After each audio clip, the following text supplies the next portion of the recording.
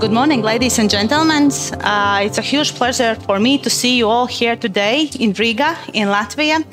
My name is Līga Sičeva. I'm representing Latvian Chamber of Commerce and Industry, and I will be your moderator today. And for me, it's always a pleasure to see a group of Ukrainian companies and organizations here in Riga in the framework of the project Latvia 2, which is financed thanks to the Ministry of Foreign Affairs of Latvia and also is supported by Embassy of America in Ukraine. And for us, supporting Ukraine is always an important part of cooperation with Ukrainian Chamber of Commerce and Industry as well. And this project actually, unfortunately, is going to be finished this year, but we hope that in next year we will submit one more, and maybe in the future we'll develop cooperation in new projects. And with this, I would like to give opening remarks as well. And opening remarks would be for Mr. Aigars Rostovskis, Latvian Chamber of Commerce and Industry, President of Latvian Chamber of Commerce and Industry. Please, the floor is yours. Thank you, Līga.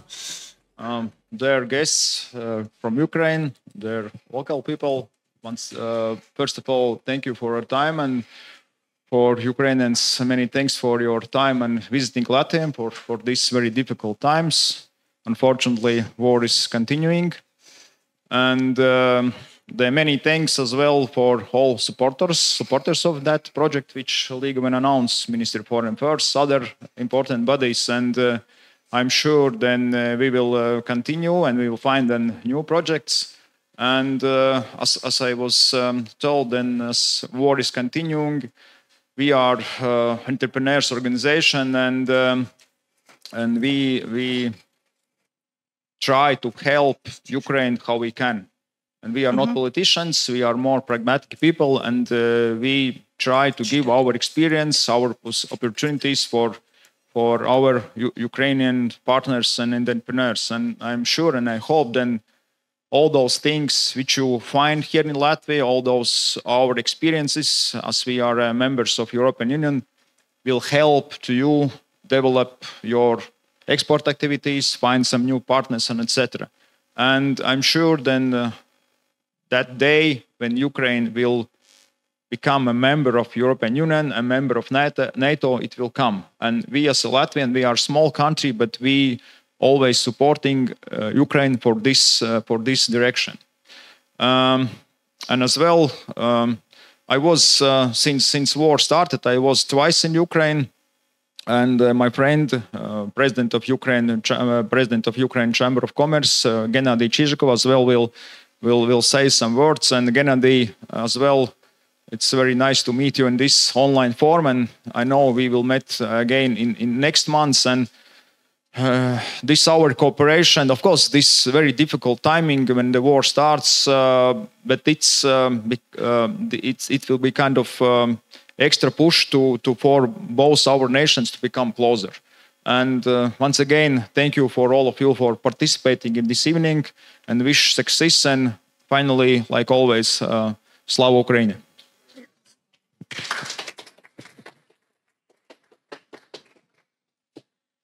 And as the next speaker, at the moment, I would like to invite Mr. Gennadiy Chyzhykov, President of Ukrainian Chamber of Commerce and Industry. He will connect us from Ukraine. Yes, I'm just looking because I know that Mr. Chyzhykov sometimes is not only in Ukraine, but abroad as well. So please.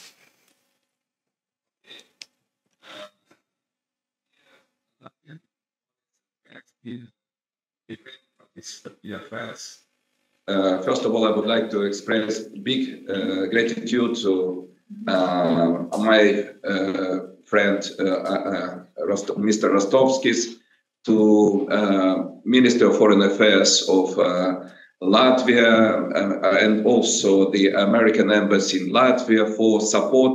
I would like to say very important project. This project gave the chance for more than 100 Ukrainian companies in this very difficult period of time for us, in the period of war, to think about the future, to think about the today of our economy, about our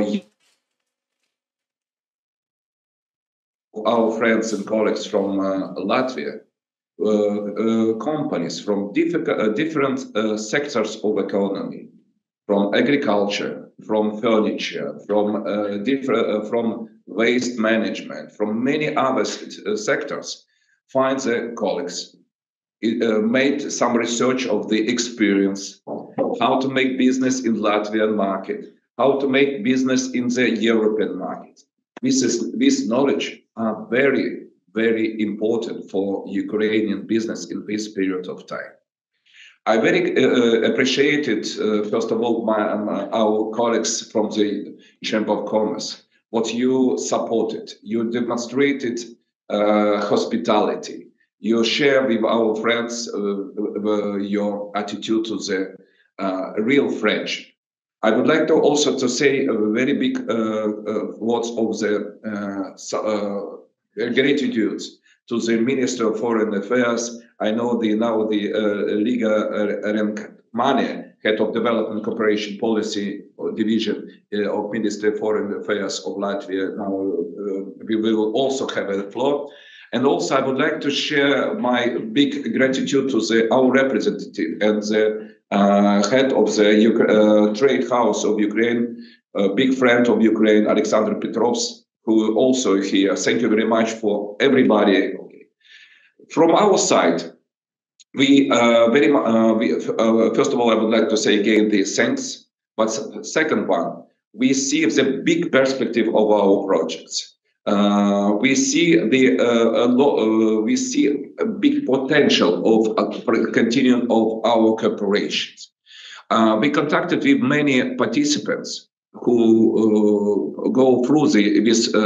went through this project, and they said what some of this company discover chain retailing in your country, started to work with Latvian supermarkets, formed some real partners in your country. This is very important, especially in this difficult period of time for me. Thank you, Latvia. Thank you, Latvian people, for this support. I would like to say also, Ukraine feeling very strong support of Latvia. We are feeling your strong support of Ukraine. This is very important for us, and this friendship will continue for us for forever, and I very hope ever. Thank you very much for support. Thank you very much for your desire to work very close with the Ukrainian business, and I very hope our projects, our cooperation will continue. And I will have a chance to visit Latvia in the nearest future, because we have a historical date of the Chamber of Commerce, if I'm not mistaken, 90 years of the Latvian Chamber of Commerce, and I would like to come especially just not only in lovely country Latvia, but also on the European map. Thank you very much, and let's go forward together. Thank you. Thank you. And based on those both welcoming speeches, I would like to say that we are also very happy and thankful that very recently we signed cooperation memorandum between Latvian Chamber of Commerce and Industry and Ukrainian Chamber of Commerce and Industry for setting up cooperation in long term, and I said, Mr. Chyzhykov, forever. So, and as our next opening remark, I would like to invite Mrs. Līga Renkmane, Head of Development Cooperation Policy Division, Minister of Foreign Affairs of Republic of Latvia, please.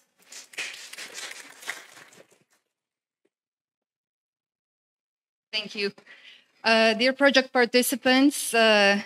Rostovskis, distinguished guests, it is true pleasure to see another Ukrainian business delegation in Latvia. Your resilience is truly remarkable in how you carry on your work in this circumstances of continued aggression.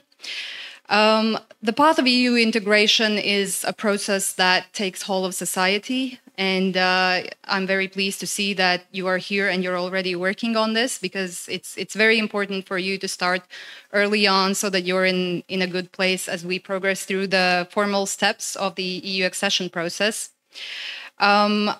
I'm very pleased, and I would like to thank the Chamber of Trade and Commerce for assisting in this process, for sharing your experience and your knowledge with our Ukrainian partners. That's why we also support projects like this, that we share the Latvian knowledge and we share our own experience that we've gone through in our own accession process. So thank you very much for that. Latvia will continue to support Ukraine. The presidents of our countries signed a long-term security agreement this April, and we are committed to implement this agreement, and we are already working on implementing this.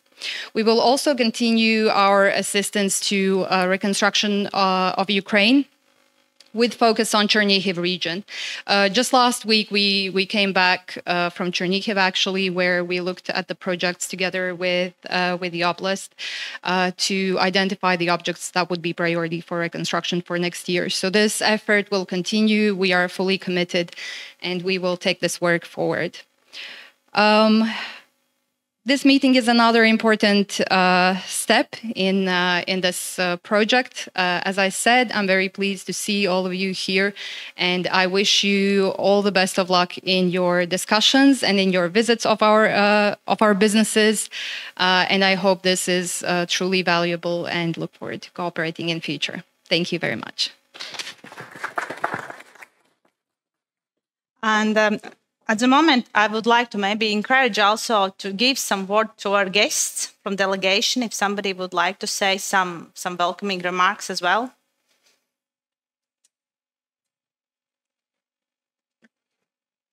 You already are, it's already your third day in Latvia, I think.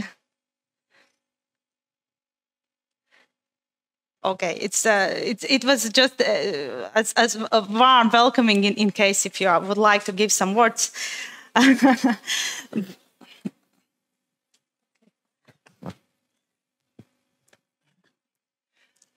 Я буду, напевно, на українській мові чи на російській, да? Ну, на українській, я думаю, якщо Діана вивчила українську, то ми...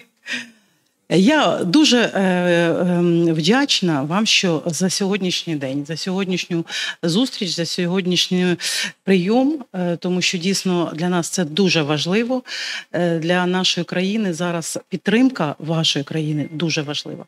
І ми вдячні, і я думаю, що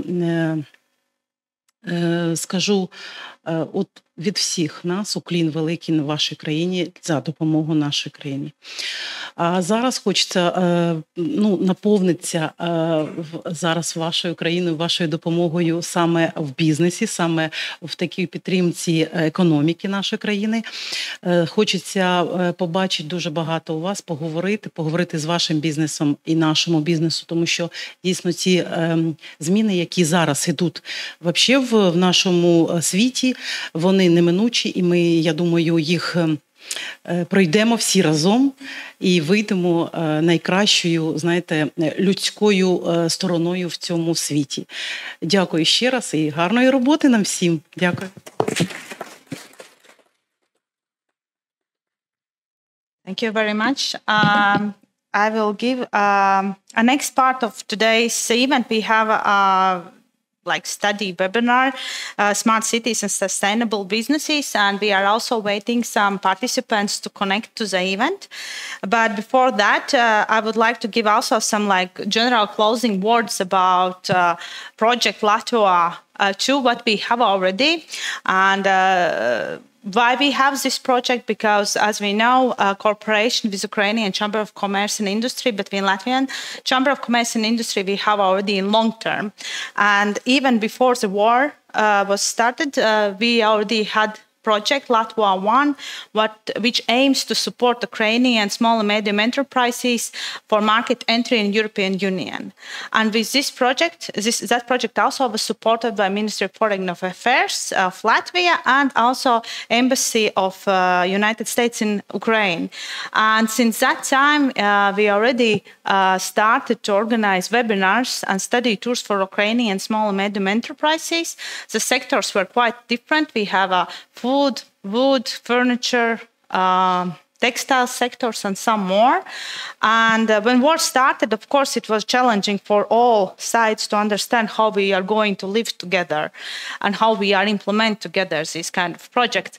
But today, when I'm seeing so many people here again from Ukraine, and I don't want to say which study tour in a row, I think even 5th or 6th during these last years, we can say that we are proud about our cooperation because never mind what kind of obstacles we have and which kind of we faced, we still continue to organize study tours, we still continue to organize webinars, we still continue to develop guidelines for you and translate them in Ukrainian language, we still continue to cooperate. So, and I think this is a biggest remark today is that nevertheless, what kind of obstacles we can face during world economics and politics, Ukrainian companies and Latvian companies and organizations can be resilient and can achieve and implement things together. So, and this is my greatest attitude to you and also to us, that we continue to work, we continue to find solutions, and we continue to achieve. So thank you for that, all of you. And then I would like to go for technical part. Can we also step by step start our webinar? Okay. So this webinar is going to be in hybrid version. In nowadays, we can see that we have wide opportunities to be here in Riga. Meanwhile, also connect people from Ukraine.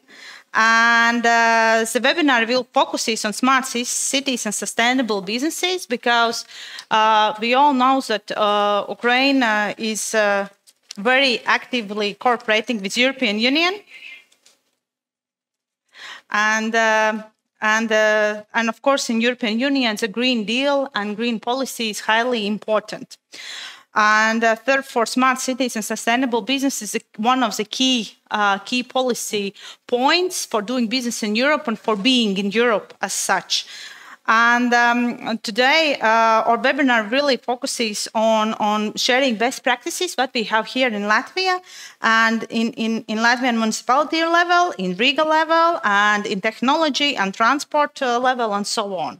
So, and this webinar, I think, is also quite important for all of us, because without understanding practical and policy side of the Green Deal and for sustainable solutions, it will be hard to do business in Europe tomorrow, after a year, and so on.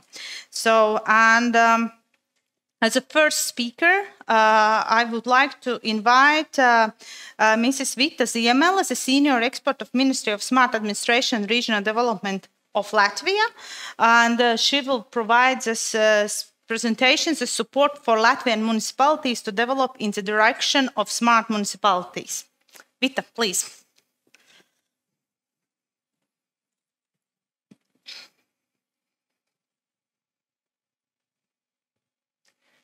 Good morning, everyone. Dear audience here and online. It is my pleasure to be here today. And I will shortly introduce you to the concept of smart cities, smart municipalities, on the European Union point of view, and also from the Latvian perspective, and especially how the municipalities in Latvia are developing towards smart municipalities, which is not neither fast nor easy, but we are ahead of it.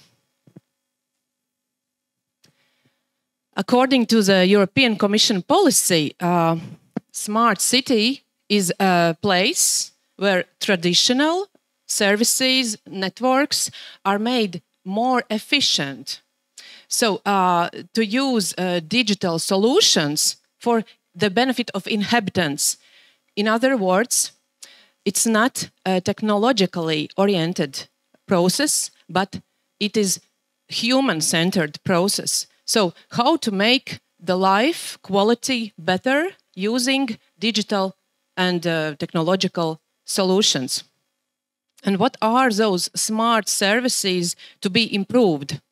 It means smarter urban transport networks, upgraded water supply and waste disposal facilities, more efficient and greener ways to light and heat buildings, as well as not only infrastructure, this was infrastructure part, yes, but also the social part. So social services, more interactive and responsive city administration, also engagement of citizens into decision and policy making processes, as well as safer public spaces, and also meeting the needs of aging population and people with disabilities. There are a lot of European Union documents and initiatives where the concept of smart cities has been integrated. There are a lot of them. I will just stress some of them. For example, the communication on smart cities and communities. It's a strategy for technological integration and innovation in urban areas.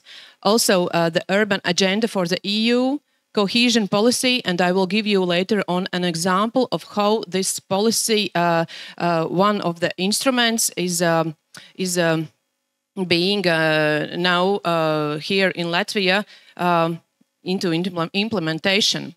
And also Digital Compass, the European Way for the Digital Decade, European Green Deal, and Sustainable Transport, new urban mobility framework. But there are a lot of those policy documents, and I will not go today deeply into them. So smart cities is a concept which is important and essential, and for a decade it has been integrated in almost all essential European documents.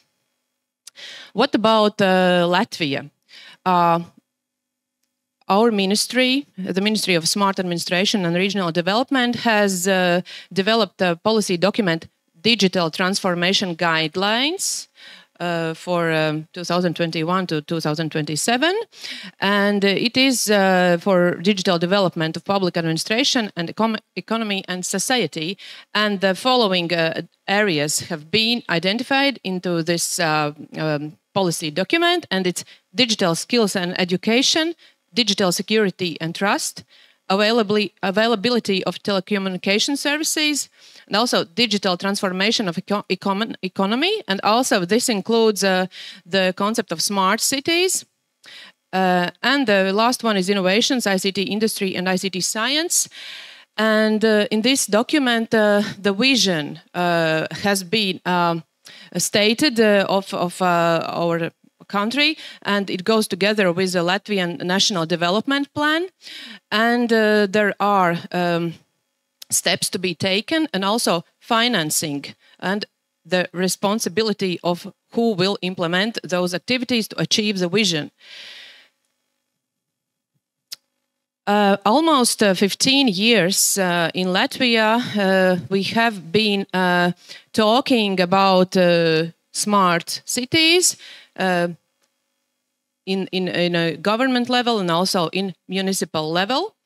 There have been innovation and technology centers of universities established. Also, digital centers of municipalities have been created, and many EU-financed projects, clusters, networks have been made. And for the third year, the conference of smart cities have been organized in Riga. And this autumn, 2 weeks ago, Latvia has participated as a partner country in the Europe's most important exhibition on the digitalization of public administration, Smart Country Convention 2024, which took place in Berlin, Germany. And Latvia has been selected as a partner country of this exhibition, which is a huge step towards this digital governments, and it was presented also by a quite large delegation of Latvia, and I noticed that the Ukrainian delegation participated in that exhibition as well. But maybe the representative of Riga city will tell about this more. One specific measure or specific instrument, what do we have here in Latvia now going on? It's a program of a European Union cohesion policy, and it's named Smart Municipalities, and it's a program where municipalities can apply for European Union financing. So it's a total funding of 18.3 million euros, and it is available for all 5 regions of Latvia. We have 43 municipalities in Latvia, and they are included into 5 bigger regions. And this money is divided for the regions, and the municipalities had to apply for pre-selection of the ideas, smart ideas, innovative ideas, which they would like to implement to improve their functions, improve their services for local citizens. And this is only the beginning. The project will be implemented starting from the next year and until the 2029. The municipalities participating in this program have to achieve energy consumption, time, or service cost reduction for 10%.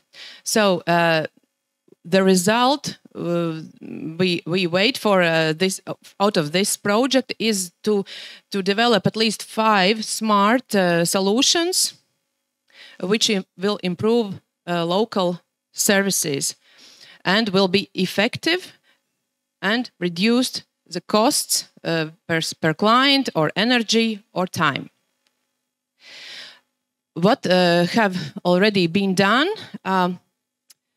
10 municipalities have gone through this evaluation process.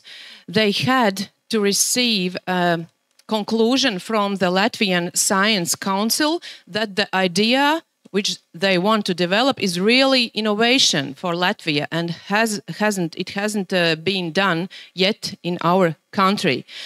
So what kind of project ideas will be implemented during next 5 years are elaboration of a unified mobility data ecosystem. It's in Riga city. Development of public safety systems in municipalities like an airspace surveillance system, a traffic safety monitoring system, and others. Also, elaboration of digital twin platform for innovative municipal service provision, and smart solutions for energy efficient buildings, and also smart monitoring of water supply system. So we are looking forward how these municipalities will develop those ideas and what outcomes will be after the implementation of those projects. But there are definitely challenges. Even the project is on the very early stage. As I said in the beginning, innovations, it's not fast and easy. It takes time, it takes resources, it takes knowledge, it takes patience. And so what are those challenges right now, what are already defined? So innovations are not easy to define. So when applying for money, when making this project application, municipalities have to elaborate this innovative idea in such a level that it is based on scientific data, and it is not easy at all. It's quite difficult especially for smaller municipalities which don't have digital centers and digital agencies, and so it's quite challenging for them. And some of the municipalities didn't receive positive conclusion from this Latvian Science Council because the idea was not or innovative or it was not based on data. And also, it is not easy to define the results, because if it is something new which hasn't still been in the market, so it's difficult to predict results. But in the projects, as you know, it's very important to achieve the results which are defined, yes? And very difficult thing for municipalities is innovation procurement process, which is not a simple procurement process. It's innovation procurement. And for many municipalities, it's really a scary procedure. It's a dark picture for them. And there are many documents elaborated about this innovation procurement, but still it's not easy to understand and go step by step. It takes time, and it's a challenge for municipalities. And also, innovations claim large investments in technologies, and if we want to achieve the result of reduced costs, it's not that easy, because we have to put a lot of money into new technologies, which costs a lot. But we need reduced costs, and that's why municipalities, when defining results, they choose better those time reduced results or energy consumption reduction, not this cost efficiency. What is very important is training and experience. It also goes together with what I mentioned about innovation procurement process, but also work with innovations, new technologies, digitalization. There are a lot of difficult terms, a lot of difficult concepts to understand. So this smart way for municipalities, it doesn't go always smoothly. It takes much effort. And what else is a big challenge? It's communicating innovations for local society. It's always not easy to accept changes for locals, especially in rural areas. Well, that's shortly what I wanted to tell. We are still on the way in the process towards developing municipalities into smart municipalities. And we are going through challenges, but we are looking forward to good results, to more efficient municipalities, so that the life of local citizens would be improved, more attractive and easier for them to live. Thank you for your attention. Good luck. And what I wanted to say, that we can learn a lot from Ukrainian municipalities, from your experience, from your lessons learned, and especially when it comes to notification of society, communication to society during the situation of crisis. So I wish you peace to your country and calm heaven above you. All the best. Thank you.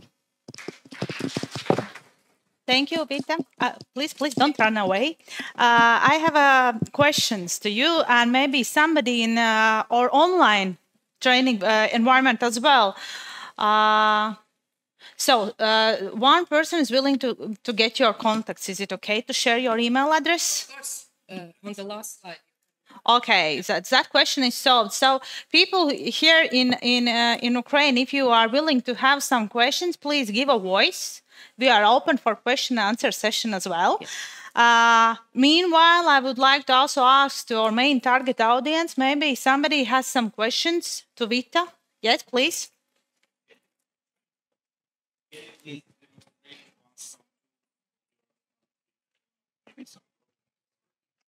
in real time, can you just demonstrate what you can do? What, for example, if you know in Kiev platform, Kiev Smart City, do you know that? Kiev Smart City. Yeah. Well, I haven't been involved in that, so I'm not very competent in that. We quite very deep integrated in the system, and we do a lot of services for our citizens. For example, in app we can use, I don't know, we can pay the fines, we can always order some documents and a lot of things we can do through the Kiev Smart City. And maybe you have some kind of platforms that you already did, and we can see what you can do. How can you help us? For example, if we need some information about municipality needs or some maybe programs or I don't know, demonstrations or something like that. It is possible to see some tools that you already did? Oh, not at the moment. As I said, our municipalities in Latvia are still on the way to smart municipalities. And this big project, which I mentioned, yes, this 18 million project is going to start the next year for next 5 years. But if you speak about applications, about platforms, there are in some municipalities, there are some municipality platforms where... Can you show us some of them? No, at the moment I cannot show. I'm not ready to show it at the moment, yes. But for example, the representative of Riga city maybe can tell a little bit more. I'm not sure if the person is already... Yes, she's here. Yes, and because Riga is one of the leaders in this smart cities field, other more rural municipalities are searching for a way to improve their services. But I understand what are you speaking about. I just cannot show you at the moment the application or platform. And in this project, which will come next year, the Kurzeme region, which is the western part of Latvia, I think 5 municipalities. They have they are going to implement to create a platform, digital twin platform, where all the data will be collected in one platform to react immediately on the problem, and so it will be like data platform where all together is collected, and it's easier for municipalities to work to complete the tasks. You. It would be a big pleasure for us if you will interested in our platform. I'm in Kiev Smart City. Kiev Smart City. It is very interesting. It is quite modern, and also have a lot of different tools for the people, for the citizens. It is very nice, and I wish you that you're interested in it. You will have a pleasure.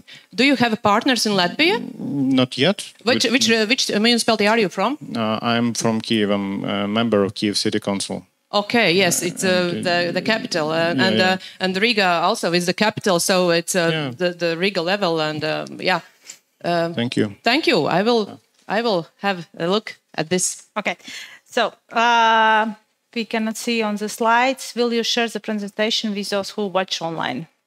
I think we will share. Of course. Yes, thank you. Speaking about, yes, please.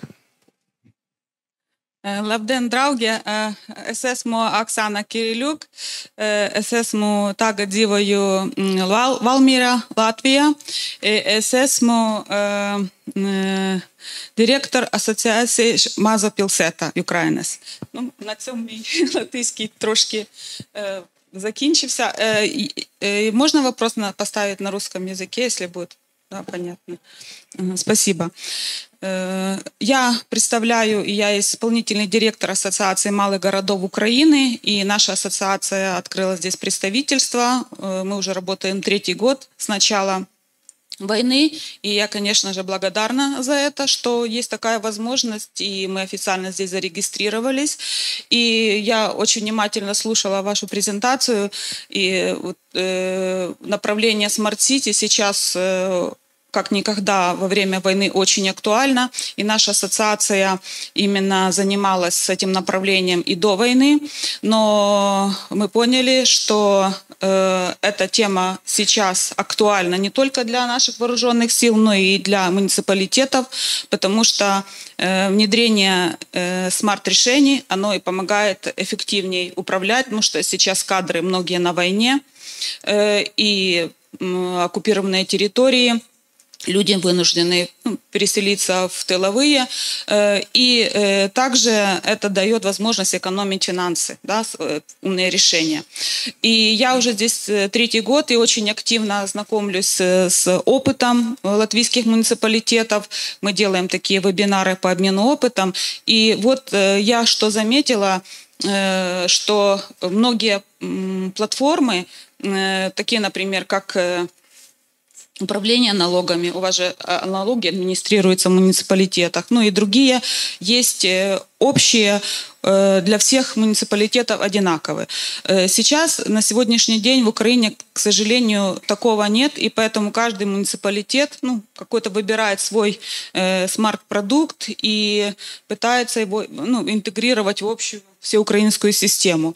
И нам было бы очень интересно и полезно в этом направлении опыт именно ваш, если бы вы смогли делиться такими своими разработками с нашими муниципалитетами для того, чтобы понимать эту интеграцию в общую систему, и когда она всем доступна, это удобно для обмена информацией, в первую очередь между властью, это Дума, Сейм ваш и муниципалитеты, ну и также у нас. Это Верховная Рада, наш кабинет министров и муниципалитеты. Можем ли мы в дальнейшем на такое сотрудничество с вами, скажем так, рассчитывать? Спасибо. I will continue in English, okay? Okay, yeah? okay. Thank you. Well, yes, I think the Association of Latvian Municipalities, we have this association. It works very, very closely with municipalities, and maybe it will be easier for you as an organization to work with another organization, not with the ministry, yes, directly, but you would like to have those good examples of municipalities about these platforms and to have this experience, yes. So I can contact the Latvian Association of Municipalities and ask maybe how to contact you together, and I don't know in which form would it be. Yeah, you can exchange maybe the contact. Контакты с ассоциацией латвийских муниципалитетов, да, у нас есть, у нас даже заключено соглашение с Генсеком Минских, да. То есть получается в этом направлении мы можем обращаться в эту ассоциацию по смарт-направлению, да? Да, да. Because they work, that's with what they work, yes, with examples and the practices of municipalities, and I think that would be the right partner for you. Thank you very much. Welcome. Thank you. Thank you. So, are there some more questions? Yes. First of all, I want to thank you for your presentation. And as I understood from it, we have some problems like you in Ukraine, I mean, because European market gave us a big opportunity, a big financial opportunity, and our local municipalities could take part in this. But we have a big lack of workers who could do it. And so I think you mentioned that you faced the same problem. So how are you solving it? Well, we had a pre-preparation process to get to those ideas. We involved universities because universities have researchers. They work on it. It's on a daily basis. It's their field, and they have a lot of innovative solutions which they would like to share and to implement into municipalities. And what we did, we made a conference seminar where we brought together universities, and also municipalities, and there was a matchmaking. So they had a solution. Municipalities had problem and they needed that solution, and university researchers gave that solution for municipalities. Not always it goes very well with it, because sometimes the idea of university researchers are very of high level, and the municipalities have not that many resources, and they need something more simple, more adaptive to their situation. And sometimes they took a consultant from a different field, and the consultancy company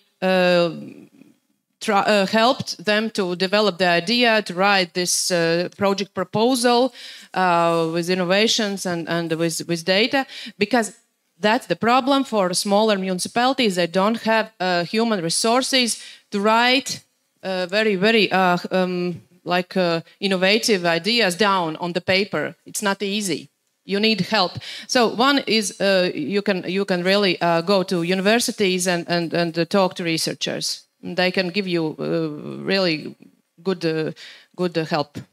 Thanks for your reply. And another one question. You mentioned about problem with supplying water as one of the problem. Yeah. So our region, I'm from the center of Ukraine, and basically we have some kind of problems like you. Where are you getting your water from? From what? From the river, from streams, or from the other resources? I don't know. It depends on municipality. Some of them have lakes, some of them have rivers. So yes, for example, I come from Ziemele region, which is in the south of Riga, and we have Līga, a very big river, and from that place, and also from artificially made, not lakes, but artificially made water basins. Why I ask you about it, because I mentioned in our hotel that it's on the mirror, it's written that we can drink water just from the tap. So it's interesting to me. Thank you very much for your play. Welcome. Thank you. Some more questions? Yes, Vita, you are today on top for question and answer session, please. Hello, my name is Sergey. I'm representative of Chernihiv State Polytechnical University, and I can agree with your words about how innovation works, because together with students, we implement an open database for municipal companies, and now in Chernihiv it's maybe a unique case that all our municipal data is digitalizing. It is a lot of work still we have to do, but it is the program is done, and we are filling it of some municipal needs, for example, communications or green zones or roads, pedestrians, parts, and so on and so on. It is about maybe for our Ukrainian team, it also will be good to know that university can do this very cheap. And my question is, how do you work with European money? Because in Ukrainian case, all municipals have announced public tender, Prozoro, and sometimes a company without experience, without specific knowledge can win, and after we will have to pay them money according to the law, because it was the cheapest proposition. But it is not true that in the end we will get what we need. And how do you work with this? Because it is also the question about lack of experience. Thank you. Thank you. Very similar problem here. I understand you very well, and so it depends on how this tender or procurement is written, and that's why I mentioned this innovation procurement or tender, and that's why we have to train our local municipality project writers, and also these tender specialists. And it depends on what you write, how you write, and what about this specification of this tender, so that not every company can win. It has to be really knowledge-based tender. This description of it. And yes, we also have problem that we have to choose the cheapest one. But with this innovation procurement, it's a little bit different, because the priority is not the price, the cheapest price, but this innovation, so that the company can really implement, and it has experience in implementing innovation. So what we have to look for is experience of company, and we have to check it, and so that it's not the first project what they are going to implement. And one more question. Yeah. From your answer, is it okay for European Union if tender wrote directly for some specific company? Because it's like a corruption, maybe a schema, like Diana said us. Because sometimes we got news from municipal tenders that only one company can win. It is a municipal company. I do not speak about this topic, but in general. And is it okay for European Union if only one company can apply, can win in some specific topic on innovation and digitalizing? We have also the same situation, and no, it's not okay that it can already be seen that it's written for a specific one company. No, it's not okay.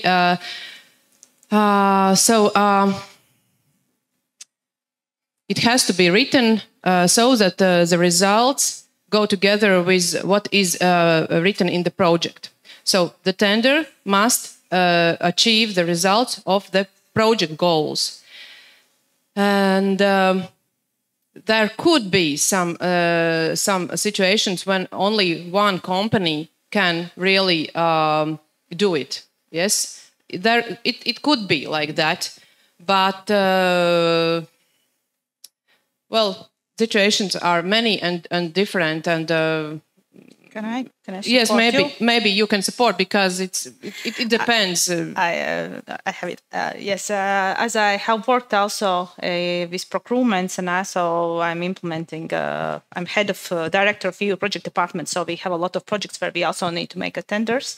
And I have worked also previously in the company who submitted proposals, and I know quite well this public tender law. What we have here in Latvia, and all the cases that you mentioned that unexperienced company or can apply, it maybe was quite often some 5-7 years ago, but now if it's coming from EU funds or even from public funds, it's quite challenging to those companies to get those tenders. Why? Because we have at least five main criteria for the tenders that the company should have. First of all, experience, recommendations, also relevance of skills and know-how, expertise, and there's also one interesting point what actually takes out this case when tender is written for one specific company, and it's about limitation criteria for competitiveness. So if we are in public tenders as such, it's maybe a little bit different because they are not audited in two levels. They are audited in local level. But if we are speaking about European Union funded projects or European funds as such, then it's audited in two ways, in local and international way. And they very strictly looks to those criteria. If those criteria are too strict, who makes impossible other companies for apply to this tender, then they won't approve those costs and you won't get those funds. So technically, I can share you later the public tender law with Latvia. It's also translated in English. And there are those 5 criteria where if you follow them, then it's honest enough to have a tender procedure or procurement procedure here in Latvia. Of course, we sometimes have bad cases as well. And of course, sometimes we have this specific situation that, as I said, we have only 10 architecture companies here in Latvia, huge ones. But if we need some specific super duper circular green solutions, then there could be only one expert only in country. This is also a case because we know that we are a small country, but then sometimes we are opening those tender procedures in European Union level. So it depends. It really depends. Of course, there's sometimes bad examples, but more or less so far, when I'm working also with tender procedure, I think that with years and years in Latvia, we are getting better with those crazy cases that tenders written just for one company. Because actually this is corruption. This is not allowed here. We are not accepting it at all. Thank you.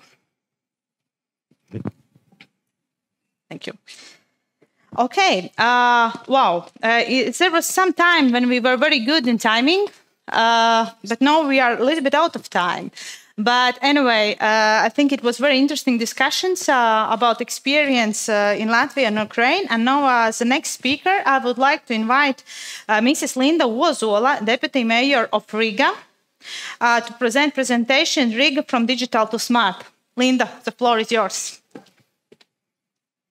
Yes, please. Well, hello, dear friends. And the local ones, and also the ones coming from Ukraine. We're happy to welcome you in Riga, indeed. You have to pay attention. I listened carefully to the previous discussion. Well, I'm a politically elected person, so a politician. I might not be able to answer expert questions. But since I learned that you are staying here in Riga until Saturday morning, so you have still some working days ahead of you, and should you be interested in meeting any of our experts from municipality, there is still room for that, also to putting that in the agenda of yours with our help. So we're very open to that. So I have a presentation. I will briefly run through where we stand as a city in our towards our smart future. And I think before I start, we have to keep in mind that the foundation of smart is digitalization, which started actually a long time ago. It has started, I mean, several decades ago already.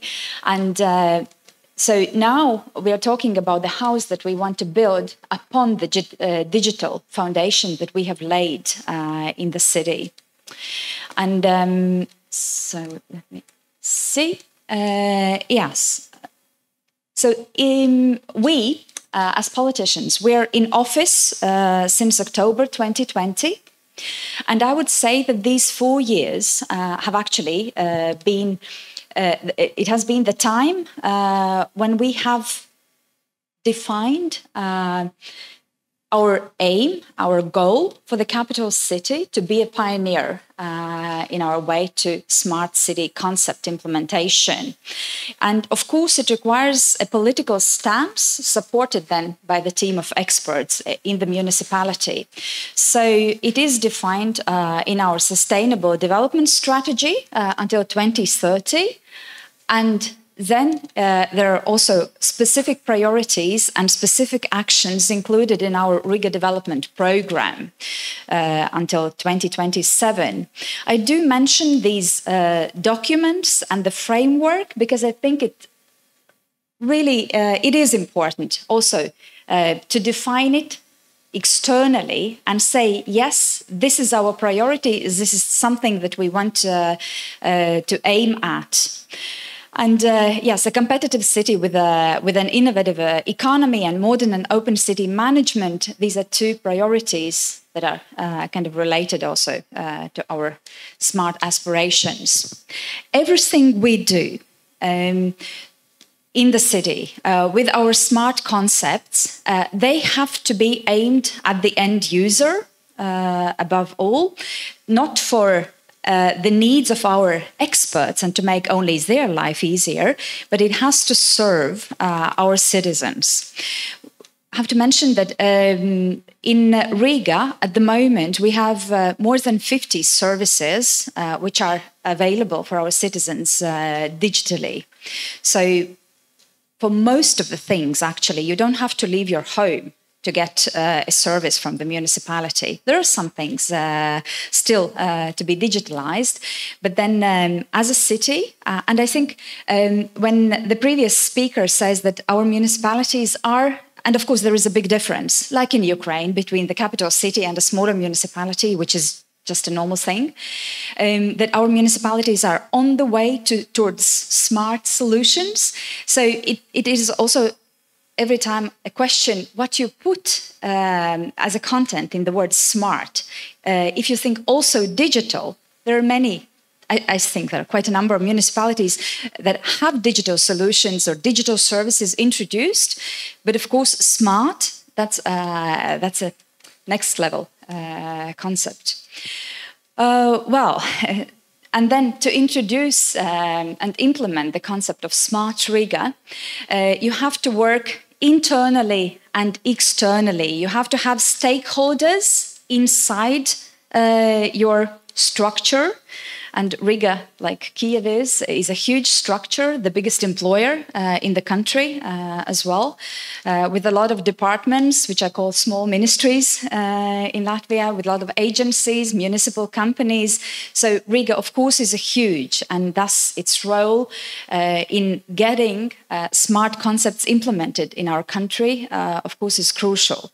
But then the work goes two ways: internally, because you have to have your team on board, and externally, so that the society is also a stakeholder and actually demands these solutions. Because, you know, as a politician, I can say we can do only those things that society demands. Then we have kind of good ground for investing money in that. Very briefly, as I said, we have been working on this priority for 4 years. In the previous period, there are very different politicians ruling the capital city with very different priorities. Riga, being a modern capital on the European scene, has been our priority from day one. So it was back in spring 2021 that the municipality launched 3 smart city living labs. I will touch upon that in a few steps later. So Riga applied and has become part of EU mission for 100 climate neutral and smart cities by 2030. Which, we're happy. And of course, it makes us motivated to keep on going. So the same year, we actually, in our administrative structure, in our Department of City Development, we established Smart City Division. And of course, it is important to have experts on board, because the previous speaker also referred to that there's definitely are not politicians who will do all the things. You need people who understand and are motivated. And so, yes, last year, 2023, we established internal innovation fund. I will explain it later what it is and why it is important. And we also launched a portal with geospatial information. So we launched it also for external users. And we have our website, smartriga.lv, which you can have a look at. Right. The cooperation part. It was already mentioned, and we have, from day one, launched our close dialogue as a municipality with our academia and the business environment in the city. And the next step ahead of us is also to get citizen perspective and participation in all our smart initiatives. For us, for Riga, we have defined 6 priorities where we look for smart solutions. We have limited it to 6 so that we see there is a capacity also on our side internally to introduce those solutions. I mean, there's no need in defining, I don't know, 15 areas if you are not able to get things done and get real results. So mobility, data solution and Internet of Things, energy, climate, privacy and safety, city connectivity and healthcare are the 6 areas. Behind these priorities, so we have partners also on the academic side and entrepreneurial side as well. Yes, I mentioned about this ecosystem where the natural thing is municipality, industry, academia, and we see that there is a need for us to more actively include the citizen parts, the organized citizen community, and NGOs. Yes, on. Smart Riga testbed. So, as we mentioned, in 2021, we launched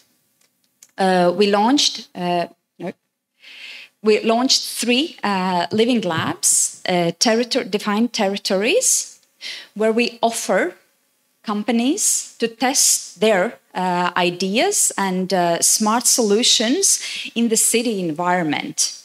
So this is how they are located geographically.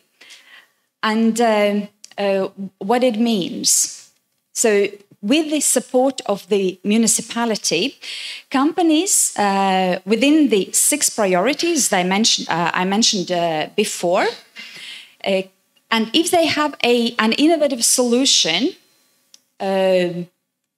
quite ready, but which has to be tested in real city environment, can apply to the Riga municipality.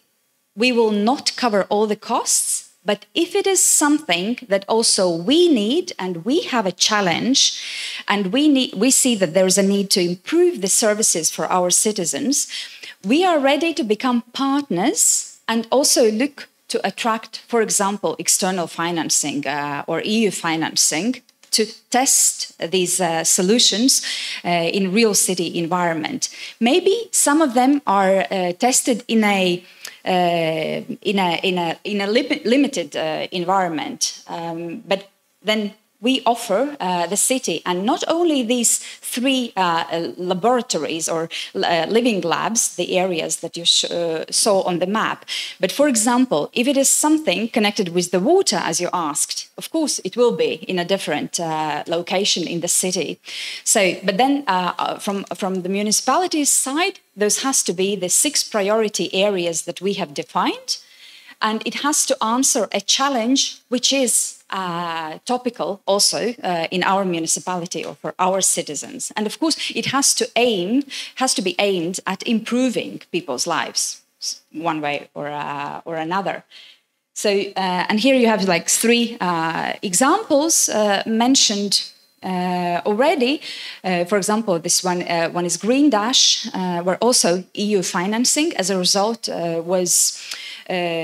was attracted with the help of the municipality, and which is an electric scooter for this cargo deliveries, the last mile, and it's closely connected also with the improving the air quality, for example, in the city. The 5G for Lives is also a project we launched pretty recently together with the municipality of Turin in Italy, which is about using drones for security, to improve the security and monitor security in remote city areas. Because, and why technologies, but that's a problem or a challenge overall in Europe, is the lack of human resources. And that's what we see also in the municipality of Riga, in the city of Riga. And then we have to look for solutions. We want to offer the best services for the citizens. So if we lack human hands, human eyes, so we look for technological tools. The internal toolkit, how to facilitate the innovative culture and environment and well, to get this wheel rolling. I already mentioned this Municipality Innovation Fund. We introduced it 2 years ago. So it is, as I mentioned, we're a huge administrative structure with 7 departments, 3 or 4 agencies, 12 municipal companies. So that's a lot of institutions. And there's a lot of potential also for creating innovative approaches. So we offer our agencies and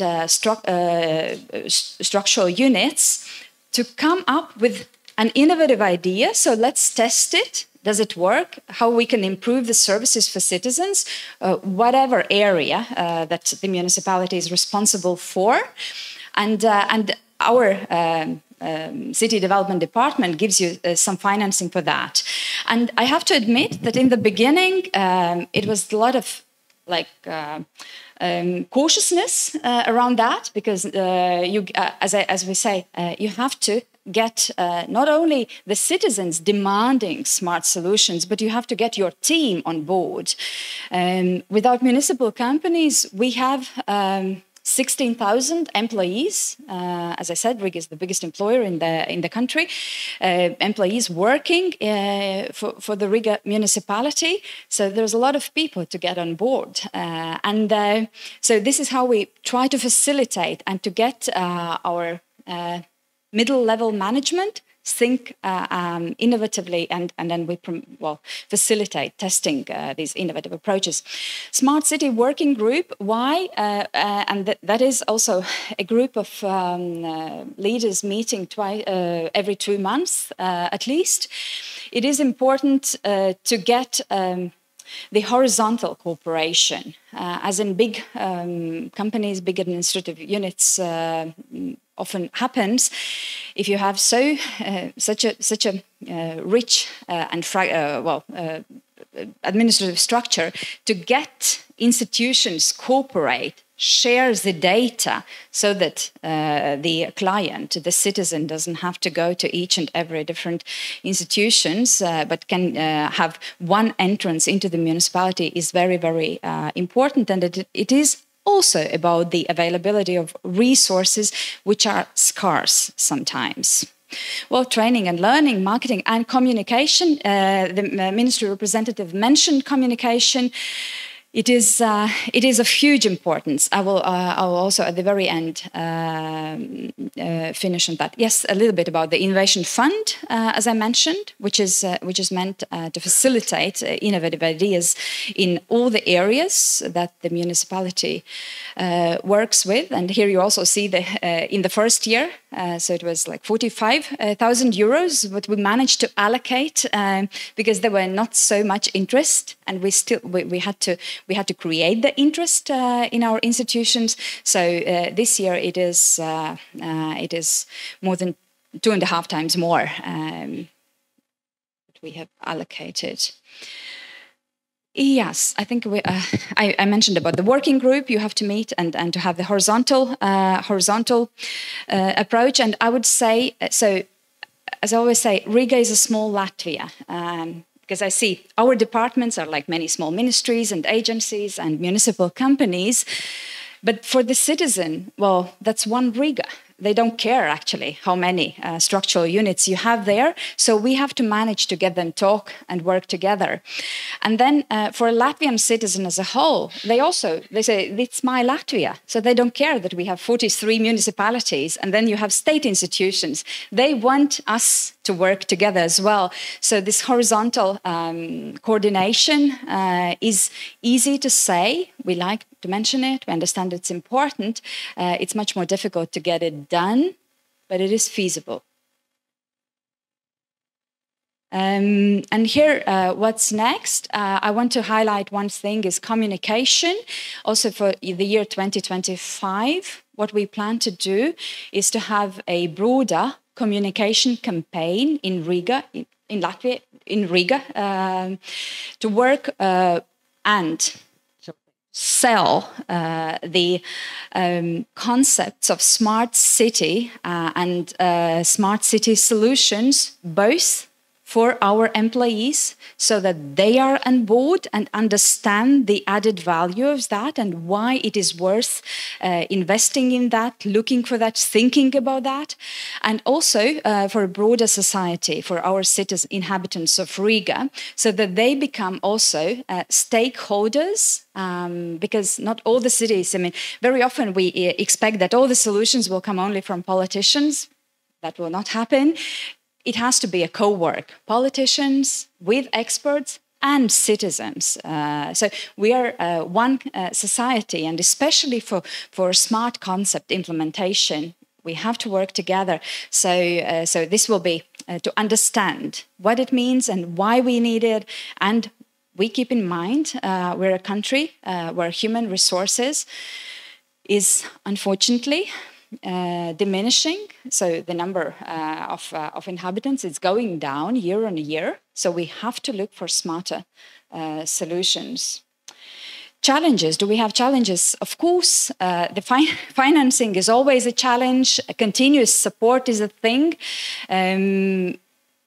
As I said, we launched this way of smart city approach and implementation 4 years ago. But it was because there was political support for that. You know, in between different cadences, there's always elections, municipal, national. So it is important that there is a continuity of things. In our case, there is municipal election next year in half a year. So my strong wish is that there is continuity also for the development of modern Riga. Yeah, ecosystem integration and citizen engagement, I mentioned all that. Riga is, of course, a central player in the Latvian economy in different meanings. But also, of course, we are very well aware that we have to be on board to get to achieve our smart aims defined in the country as a whole. And we're very willing to do this job. So, there was a small video about smart city, smart Riga. So we can have a look briefly at that, and I think that will be it on my side. Welcome to Smart Riga, where the roots of our history nurture the growth of our future. Our city's policies support fair and sustainable growth, leading to new innovations and smarter living. Let's explore the foundations upon which Smart Riga is built. Smart transportation systems make commuting easier and more efficient, while smart traffic management and real-time updates ensure that residents can navigate the city with ease. Our green buildings, solar energy, efficient public lighting, and active mobility reduce our carbon footprint and create a cleaner, greener Riga. As Riga moves forward to become a climate-neutral city, these elements are the key. Online municipal services, digital tools for city planning, and 5G-enabled solutions empower everyone to contribute to shaping the city's future. From free Wi-Fi in smart parks to improved public safety and responsive city services, Smart Riga enriches every part of daily life.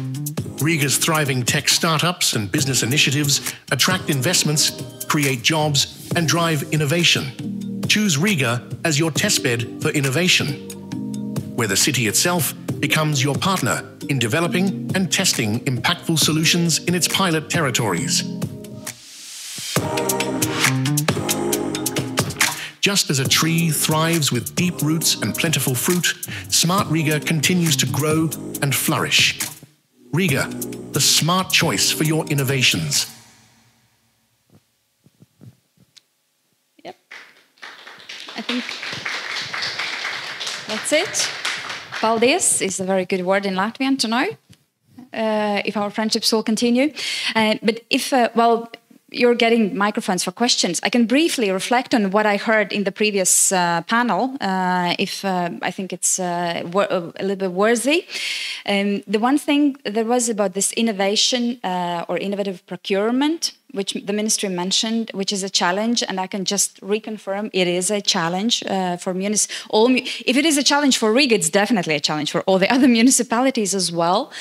And with an idea from one of our NGOs, VEFRESH, who is a good partner, they have really trying to get us on board to apply for EU funding to test and analyze our legal framework, the regulation for innovative procurement, and what works and what doesn't work, and how we have to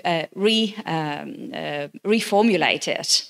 So we're really on that way. We have even approached EIT, the European institution, for funding that. So indeed, but it's not a challenge only for municipalities. I'd like to stress that it is a challenge for all of us. If we struggle, Latvia is not getting on forward.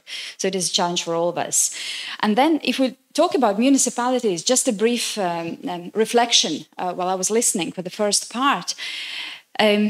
Also, we are like innovating. So what could we do? What innovative thing could we do in Riga? And I believe that maybe at some point in time, we will get to a definition of the what we call a minimum basket that every municipality has to offer to its citizen. Well, it will not happen overnight, but one day, I hope it might.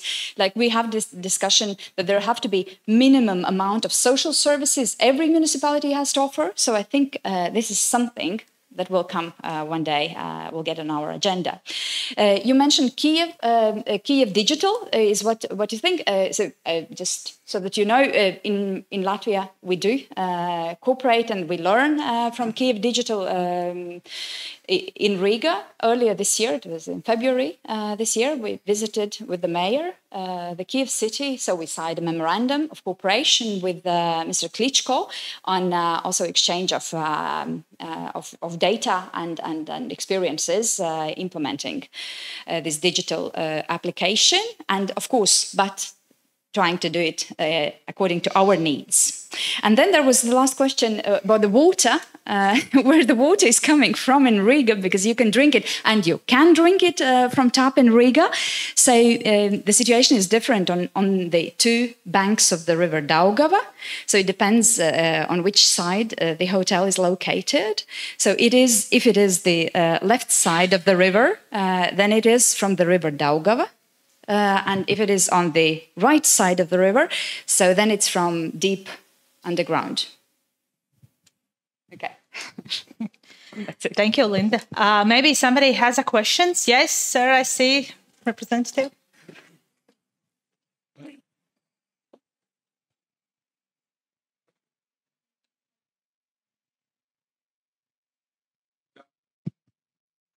Thank you for your presentation. And I would like to ask you a very specific question to clarify, and maybe one influence to the Ukraine.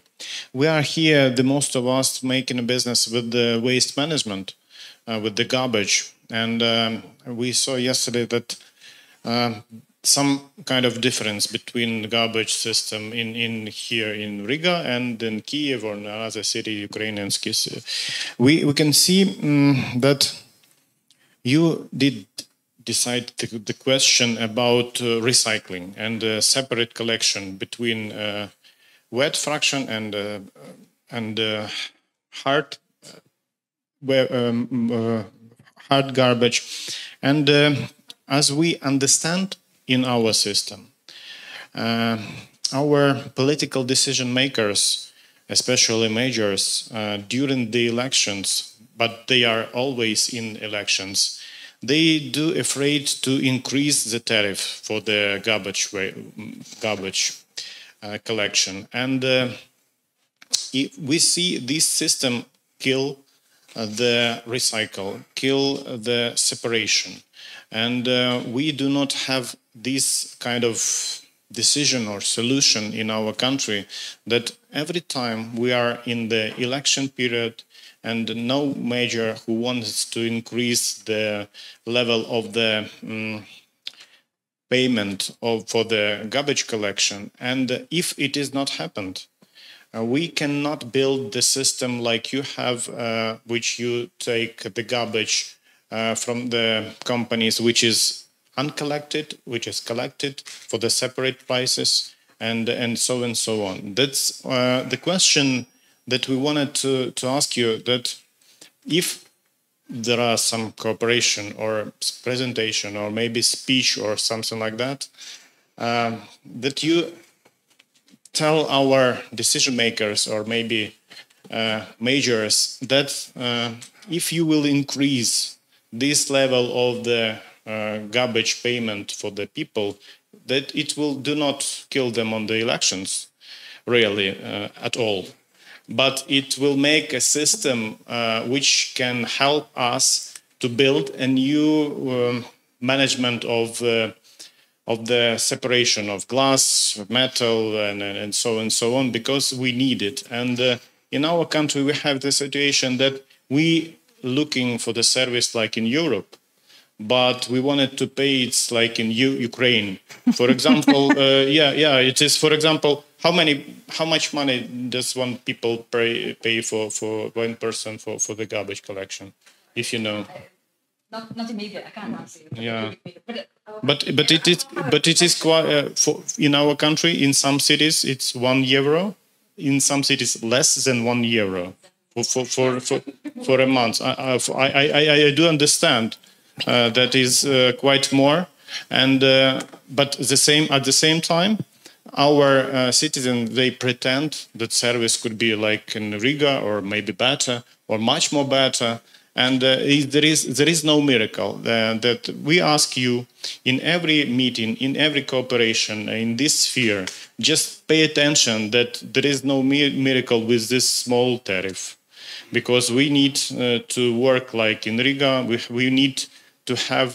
just have a dream to have a polygon, or like we saw yesterday, we need some facilities which is cost maybe €12 million, maybe more. But with these tariffs, it is impossible.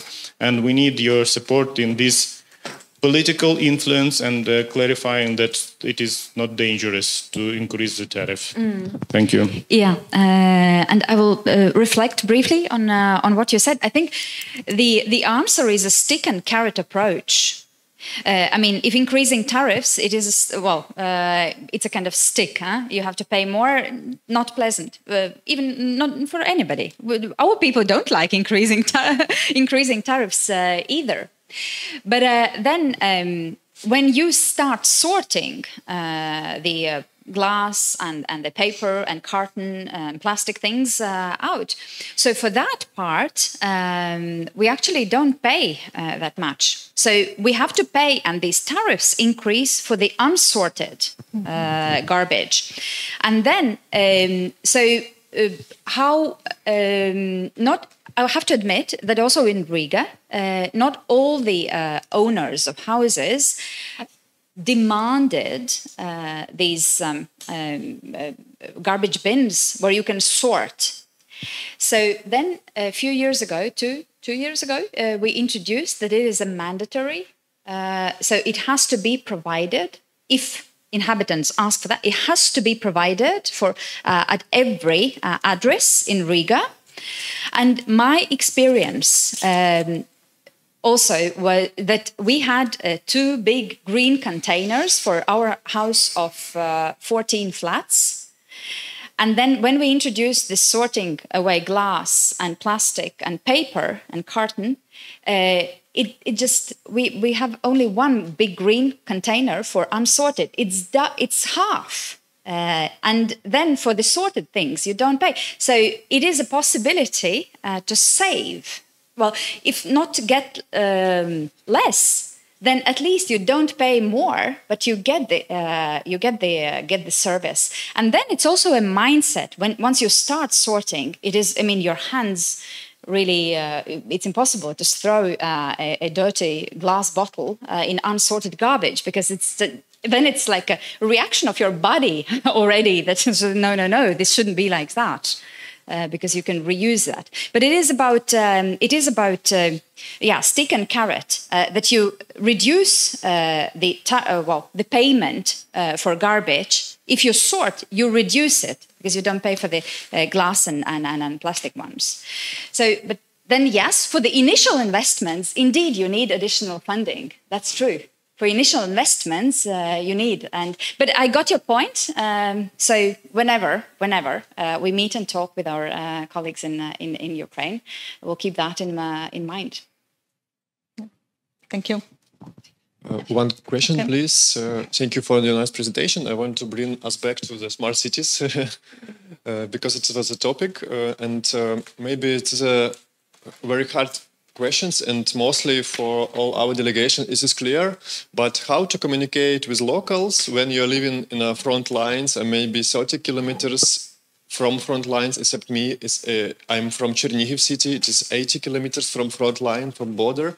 How to communicate about needness of development, digitalizing, smart city solutions, because mostly our mayors, our politicians are prisoners of the locals, because they said that the first step is the support. Let's keep all our changes, let's keep all our solutions until up to the world finish. But I know the needness, maybe all our group know, but maybe what you can say from your side, some support words for us, how to communicate with people about needness of society, about smart solutions for our kids, given when far it's Yeah. Well, first of all, I do agree with those mayors that saying winning the war is most important thing. Full stop. So it's not about that. But then of the locals, well, I agree with them as well. Winning the war is most important. Full stop. Would agree with everybody saying that. So and of course you need all the investments in that, because otherwise, I mean, if you but that's purely political discussion. If you don't win the war, just the question is on which side do you want to become digital? But we want you to become digital, smart, prosperous in the European community. But why is it important? I think the reason is the same for Latvia and Ukraine in this regard. If we want to stay competitive in the European community of countries, we have to jump in this new era. We have to jump into it and get in investment. We were also part of the Soviet Union. We had this privilege of joining the European Union, well, 20 years ago, precisely 20 years ago. But of course, we lag behind with the industrial production levels if we compare with other European countries. But now we are entering a new era where economy will be to a great extent defined by these new technologies. And we can become equal partners economically with the countries in the western part of Europe. But then we have to accept this new realia, the new reality on the economic stage.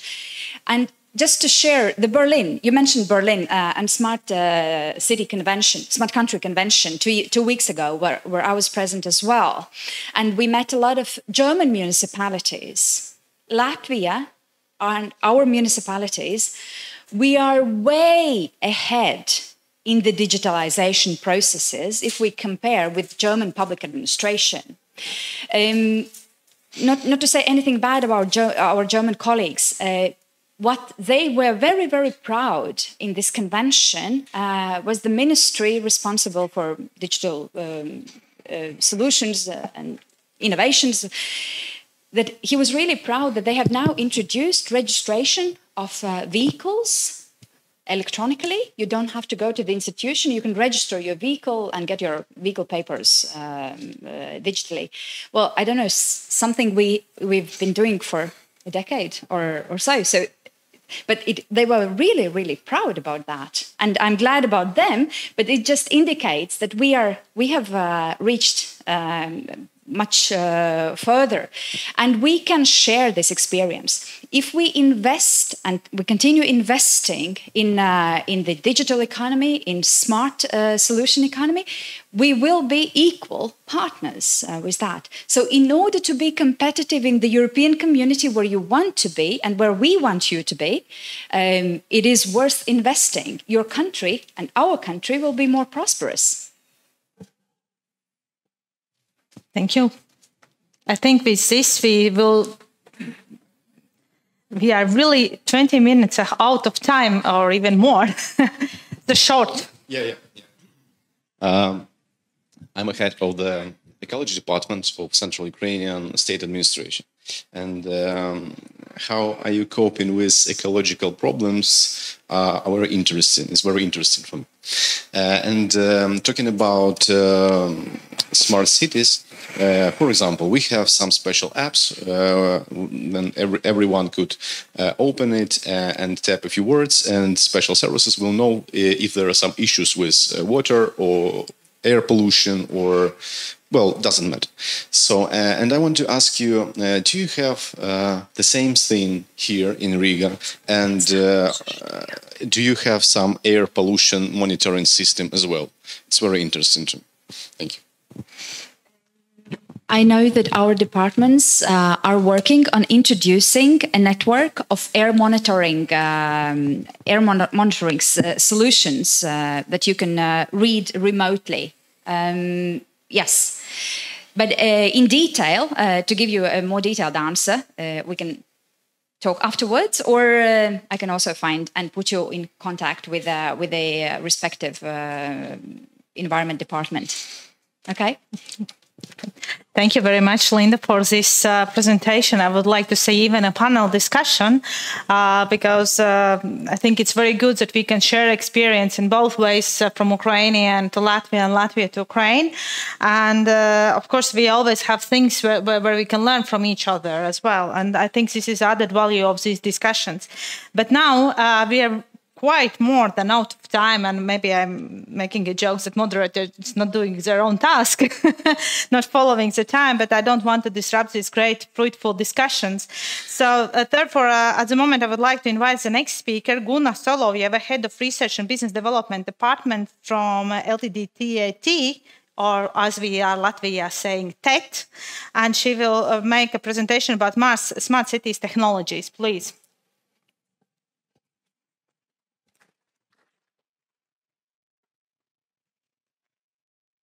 So thank you. Thank you for inviting me. It is a pleasure to be here. I'm representing telecommunication company, one of the largest in Latvia. It's TET, and I want to stress this time what is the core things we have to be sure on to build these strong connections between smart cities and safe countries, as we have had some experience in developing some ecosystem-based approaches in cooperation with Riga, and we have had some conclusions what should be the first steps after we go into this very nicely done sensor systems and so on. You should make sure that the core is there. So, but for those who don't know us that well, it is worth to know that we are partially owned by the government of Latvia and also a Telia company.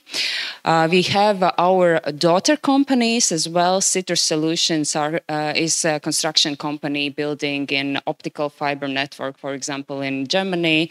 Also, this fence next to the eastern border and some close to net zero energy buildings in Latvia. Then we have also Helium Media. We're involved in television business, so they are also content creation streaming service company. And BDA is a training company for digital cybersecurity training and so on. But our core business is quite diverse, I would say. We have started since start of 90s. Our core business has been optical fiber network. We have built the backbone practically for Latvia. Now a very strong development part is in data centers and cloud businesses. Also data services, voice services, but declining at the moment, electricity, television, and so on.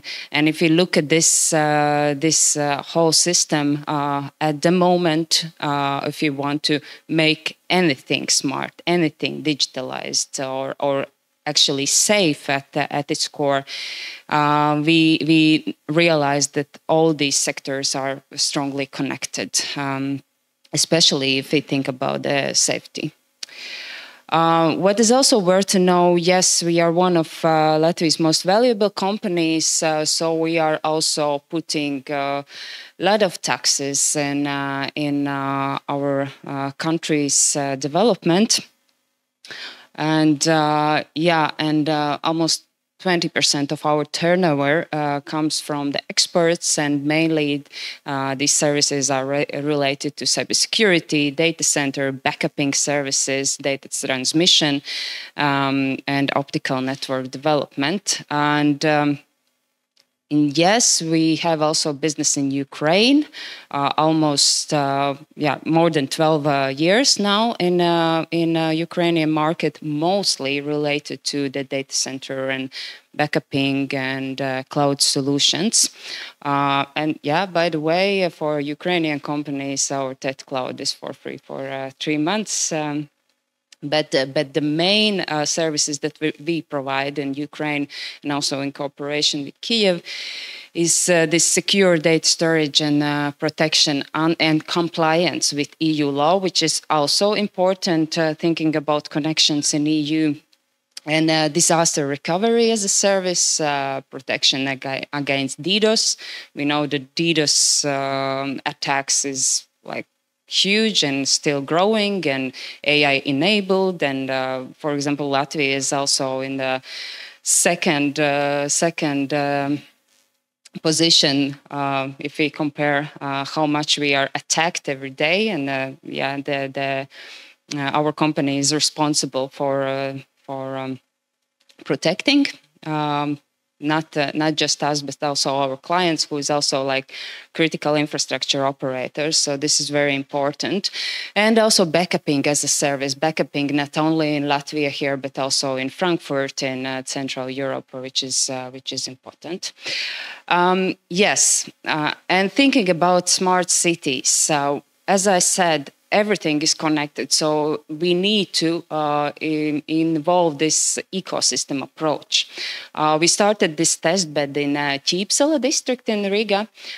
It includes like some of the simple solutions, some more complex solutions regarding smart city, with smart street light systems, air quality measurements. We know that we are probably using the same devices as in Kyiv, measuring plenty of different parameters of the air quality, including radiation, which is important for the security, and computer vision, and so on. But from this experience, we know that before we go with some smart sensors and some other IoT devices into the test beds, there is core things that should be really embedded in the smart city, so that services could really reach the citizen. And from our point of view, these core things are main three. One is strong and resilient digital backbone. So digital infrastructure should be very strong, stable, and for internet provision for anything that we want to put in the smart city, starting from passive infrastructure till 5G and so on, so forth. Then data infrastructure and computing power. We know there's big hype with AI-driven models, with everything that we can imagine. But if you don't have computing power, then it's not just working. And security by design. design, starting from systems, data, and team. What we have done in this area, so starting with first one, this strong optical network coverage, we have built it in Latvia. It's still not enough. We are like ahead comparing to Central or Western Europe, but still it's not enough to really stabilize, for example, 5G corridors or to make everything keep on running.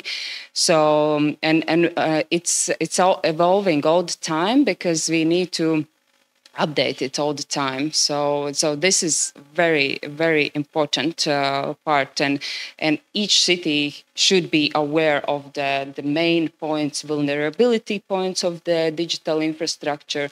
How do we are backupping them? How do we monitor them? And so on. And about the backupping, yes, we have already like Europe-wide backupping system and connections in northern part, in western part, and also yes, in connection to Kiev.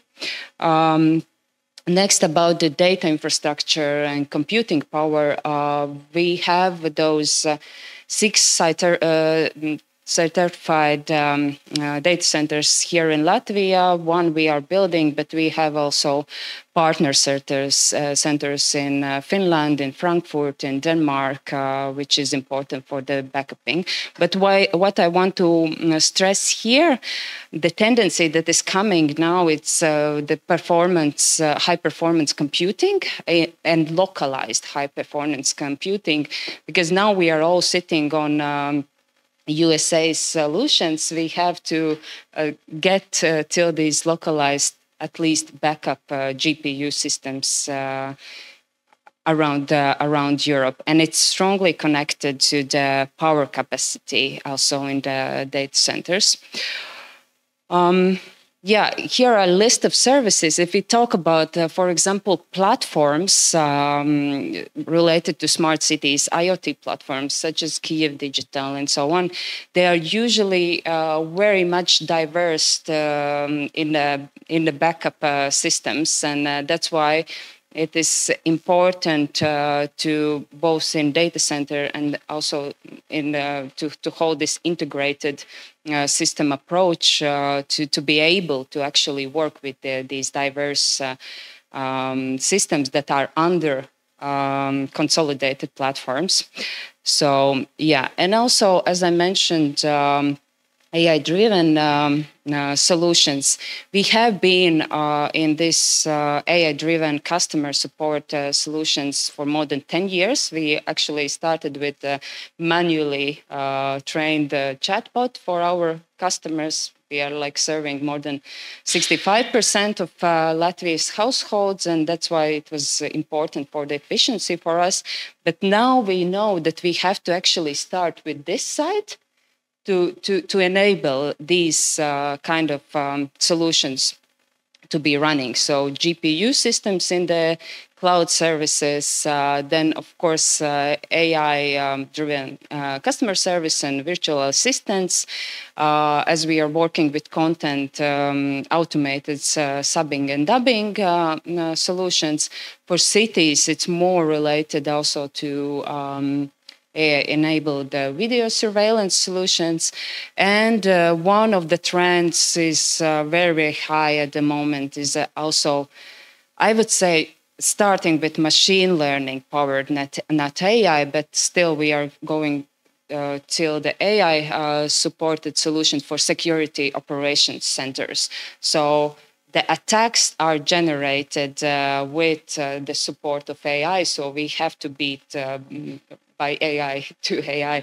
So it should be more automated, but because at the moment we have, for example, very good certified experts of cybersecurity, but they are doing the analysis manually and giving reports to critical infrastructure operators manually. So it should be automated so it could work.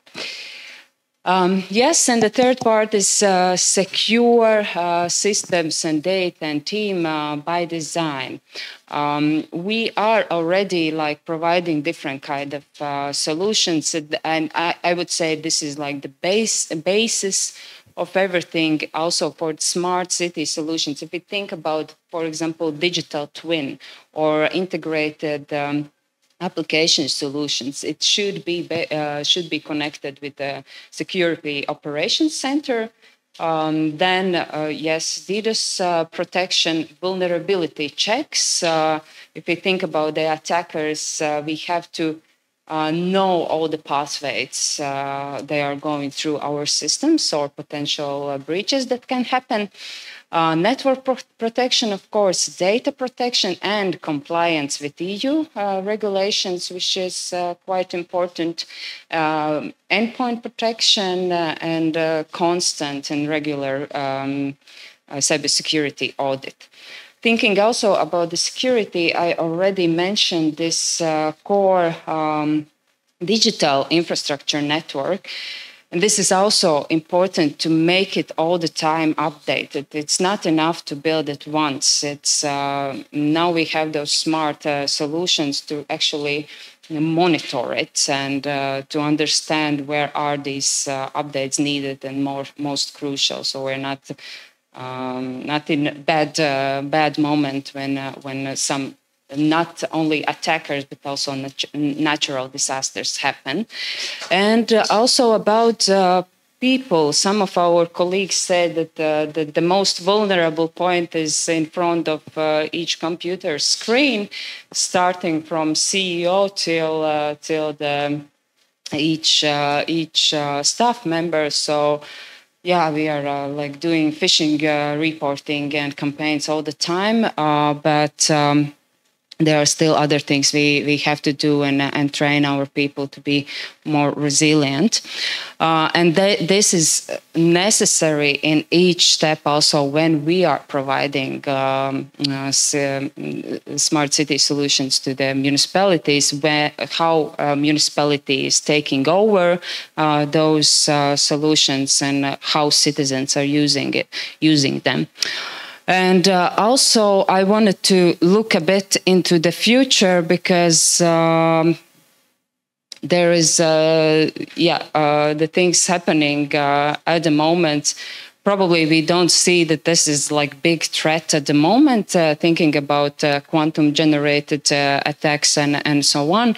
But still, there is this trend that attackers are like harvesting data now, and they want to decrypt them later, and when the quantum computer will be ready. And that's why we, in some consortiums in Baltic and Nordic countries, are working together to develop these quantum safe technologies.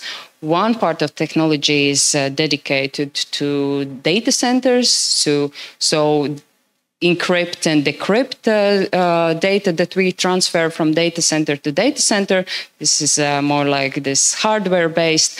And then post-quantum cryptography, which is like quantum-safe algorithm development. Again, it's like the basement that we develop for everything that would appear on the screen. And this algorithm development is very much related to protection of e-identity and so on. So this is one of our tests, still in very low TRL level, but we have tested these quantum key distribution technologies in our data center, and in this month we are doing tests with healthcare as very sensitive data they are operating with, and the next step will be banking and finance. And the far next step is to connect all this network together with Brussels and make the whole network and in Europe to transfer the data very safely. And the last one, I wanted to stress out those value streams that we are working on, and probably some of them is interesting for you, and if they are, please do not hesitate to contact me. So we are deeply now involved in cybersecurity solution development. Then, of course, rising resilience of critical digital infrastructure and safe cities, energy independence as well, that I didn't touched already, media services that are OTD based and business process automation, so machine learning, AI based solutions across all these value streams.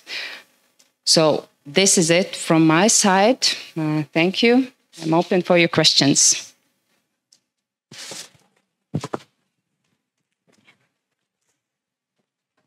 I think. Oh, it's fine if you don't have a question actually as well, especially after the fruitful discussions. But still, we are open for one question. No? Okay. Thank you very much. Okay, I know that you might be a little bit tired at the moment, but still we have one presentation. I think this could be very interesting for all of you. I would like to invite to speak Gins Jakovlevs, product owner, computer vision mobility business, LMT or Latvian mobile phone. And his presentation will be transport monitoring platform. So Gins, the floor is yours. Yes, hello everybody, and as I said, I'm from company Latvian Mobile Telephone, or as we are known locally, LMT, and particularly I'm from Computer Vision and Mobility Department. And let me introduce to our company shortly. We are a mobile operator, and for more than with more than 30 years experience in this telecommunication field. But for last 10 years, we have been looking into new business opportunities for future revenue streams. And in this journey, we have heavily invested in our R&D department, also in IT development, and created a team with good specialists that can help us provide to our customers IT system solutions and do a lot of integrations with customer systems when it's needed. And also we are heavily involved in different type of international research projects. Also one of them was already mentioned, 5G for Lives, where we are also taking part and looking into ways how we can use mobile network in the airspace. And we have done some of the such type of projects already previously, and based on our research, European Union also have been working on a regulation for drones, because in some of our research we were looking into possibilities how mobile network can be used for command and control of the drones. Besides that, we also are looking into ways how 5G technologies could be used in maritime. And just recently, this year, we have successfully demonstrated how 5G network could be used for communication between vessels in the Baltic Sea.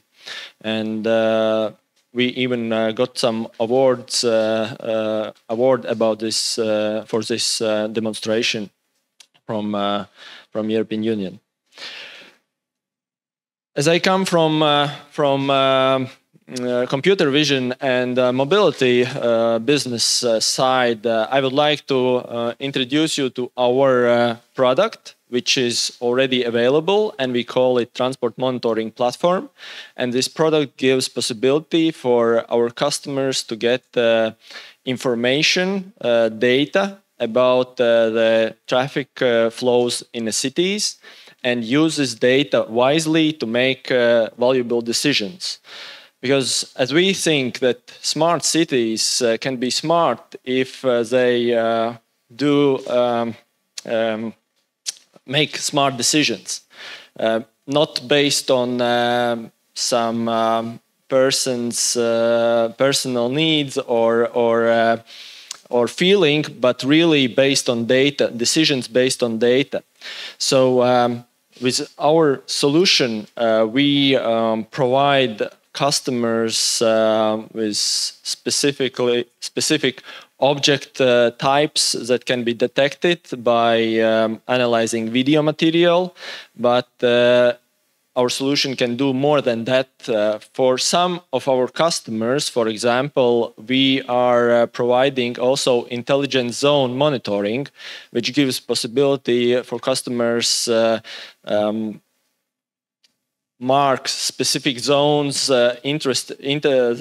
zones of their interest, and then we are providing the data about those zones. For example, in city of Graz in Austria, where we have installed our solution, one of things that they would like to know is whether the vehicles are obstructing pedestrian crosswalks.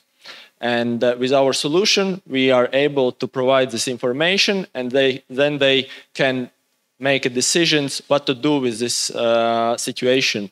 If somebody is obstructing the pedestrian walkway, then they can improve probably the infrastructure of the streets to avoid such situations. And besides the data that we can provide to municipalities, we can also identify violations, traffic violations, which could be interesting for law enforcement institutions. And for example, we can detect and provide evidence about red light crossing of intersection, bus line violations, as well as average speed enforcement, and so on. It's just a couple of things that our solution can do. And as I like to say to our customers or potential customers, we are not limited to only these things or functionalities. We are constantly working together with our customers, are getting feedback from them, gathering this information, and working towards improving our solution. So I like to say that if you can see something in video material that you would like to count or get information about, we can train our algorithms to provide this information automatically, so you don't need to have humans in the loop who are looking at the video material and counting this information. Little bit about technical part. Our solution is divided in two parts. One part is hardware that we are installing in the intersection or somewhere in the city where a municipality is interested to gather the information. And as a hardware component, one of the hardware components is edge computer. And also, depending on customer needs, we are using one or two cameras. One particularly is panoramic camera to catch the view of intersection, for example. And another camera is number recognition camera to recognize number plates for the cars, so that we can provide information towards police if they want to send a fine to the traffic violators. Another part is based in our data center, and this division is done because we don't want to use a lot of data transfers from cameras. We are not sending whole video stream to our data center because it's not very practical and it's not needed for our solution. We are sending only metadata to our data center, where our algorithms are calculating and identifying the events. And if, for example, violation is detected, then our data center is fetching the video material for particularly that time period only this few second material is sent to our data centers through the mobile network. And that way we are lowering the data consumption, and it's much faster also to get this information for customers. If customer wants to install it, basically he needs only the fixed post, electricity, and mobile data coverage, and that's it. If customer have all these three things, then our team can surely say that we will install our solution on the spot and everything will be working as expected. By talking with our customers, they really value that the solution is very easy to install. For some of the customers, we have been able even to install the solution in less than 4 hours. And that means that if such a short time of period is needed for installation of solution, it could be easily also moved to other places. So, for example, some municipalities are buying from us not tens or hundreds of such solutions, but a couple of solutions which they, after time, move to another places, so they are able to save some finances on this. And another thing, as our solution is mainly working with video material analysis, we don't need any integrations with third parties, like, for example, traffic light controllers, which gives flexibility also for customer where we can install the solution. But this also gives possibility not to hassle with all the building permits or some bureaucracy about the ways how we can install our solution. And at the end, when the data is gathered, we can share this data with customer in 3 different ways. Firstly, we can provide API connection. So if the customer has his own data center where all the data is stored, we provide the documentation and customer can fetch the data from our database and it can be sent to their data center for further analysis. We also can provide access to our web interface where customer can log in and check all the information by themselves. Or we practice also monthly statistic reports to our customers that is sent in CSV format. So it was quickly, I tried to quickly run through the technical part, and in conclusion, I would like to show a short video material that will summarize all this story.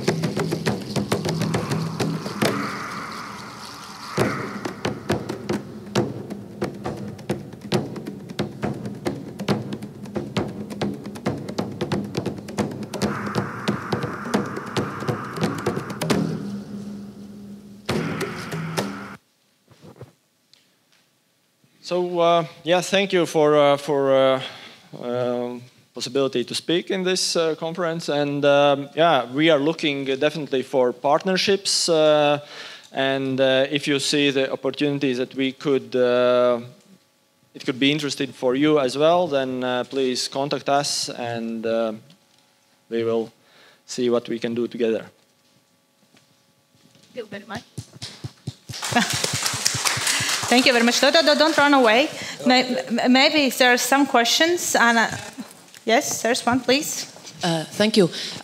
In which cities of Latvia and abroad do you have this solution already implemented? Yeah, so at the moment abroad, if we are speaking abroad, then we have in Austria city Graz and in Vilnius city in Lithuania. In Latvia we have in city of Liepāja, in city of Salaspils, and we have one procurement in Riga city as well. But there are some challenges that we are trying to solve. Oh, exactly. In Ziemele as well. Yeah, sorry. Okay, yeah. Thank you. Do you have some more questions, maybe? So far, so good. Okay, thank you very much, Gins. I think this was today's last presentation, and actually this is close to the last webinar also in the framework of the project Latvia 2. I would like to say a huge thank you to the team of organizers who organized those webinars and speakers and provide also technical assurance that this kind of webinar could be both online and on site, and also spread afterwards the events that companies and organizations who didn't have opportunity to be here or connect online today still have access to information and best practices. And meanwhile, I would like to say thank you also all participants who survived, I would like to say, till the lunchtime, because we did it quite in a huge row with discussions and questions and presentations without single break. So I think you have honored to have a lunchtime and coffee break finally. And as I end, I would like to say thank you very much for Ministry of Foreign Affairs of Latvia and also Embassy of America in Ukraine for supporting the project and providing opportunities for Ukrainian organizations and small and medium enterprises to be here in Latvia and to provide also opportunities for Latvian organizations to share best practices and solutions here for Ukrainian organizations. So thank you very much, and have a nice cooperation in future and a great success, and we finally should also win the war. Thank you.